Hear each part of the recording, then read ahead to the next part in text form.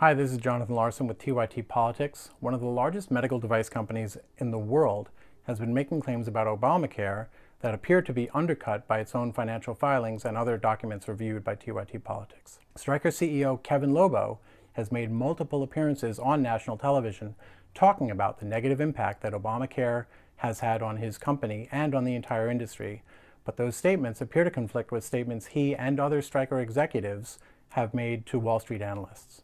According to Lobo, his big issue with Obamacare, and therefore the reason he wants it repealed, is the medical device tax, which was included in Obamacare and which was suspended a year and a half ago by Obama and Congress for a 2-year period. That suspension, however, would be made permanent by the Republican American Health Care Act. That's a repeal that Lobo wants to see happen. Specifically, Lobo has said on national television that the tax has killed jobs in the industry and has killed innovation. So basically, the tax really is a job killer. It's an innovation killer. Right, but what did Congress do? Congress decided to suspend. Did Obama sign it? Yep, it had bipartisan support just for suspension for a 2-year period.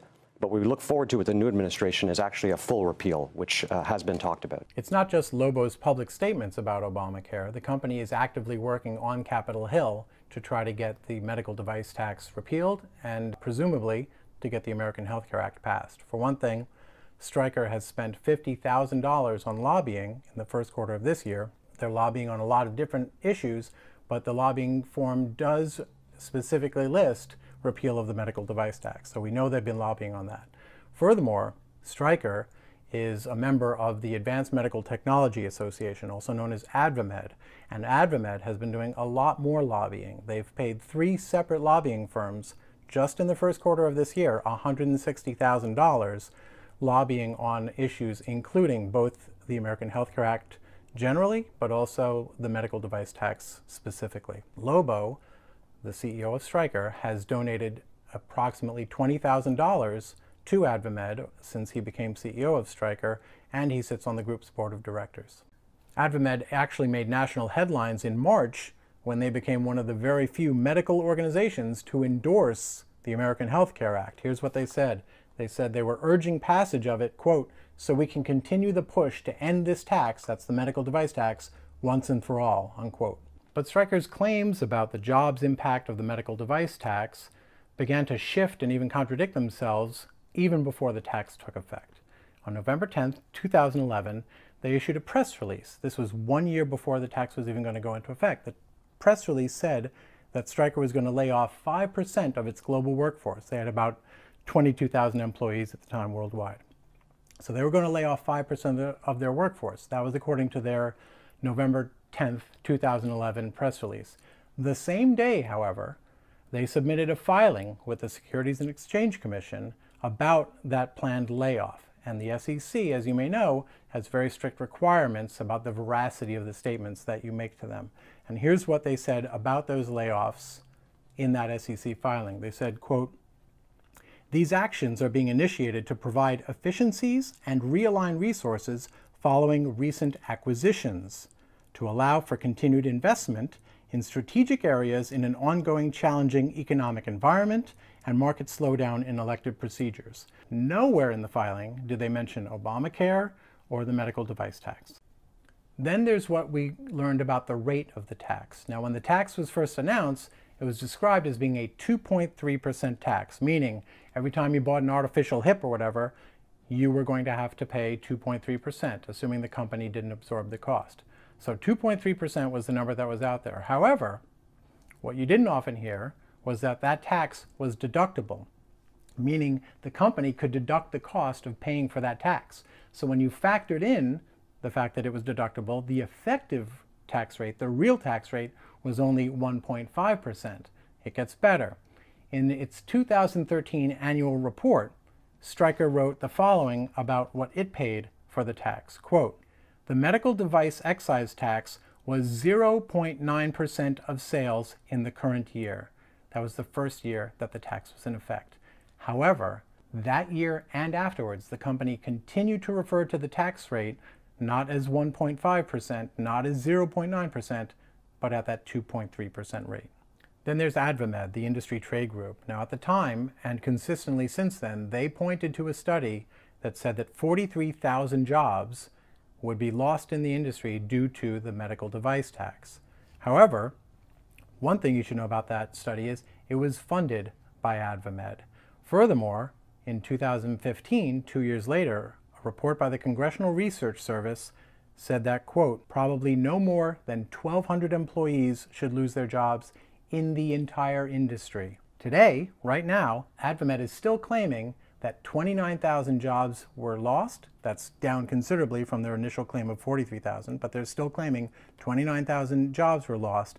And they're claiming that if the tax is repealed permanently, 53,000 jobs will either be created or saved. Stryker CEO Lobo, in that CNBC appearance on national television, called the medical device tax an innovation killer. However, consistently, ever since the tax's implementation, he and other executives on their quarterly conference calls with Wall Street analysts repeatedly referred to innovation as a strength of Stryker's moving forward. They increased spending on research and development and engineering by just 2% in the year before the tax went into effect. However, in the first year of the tax, their R&D spending increased 13.8%, rising from $471 million to $536 million. And in the total 3 years that the tax was in effect, the average rate of increase for their spending on R&D was 10.1%.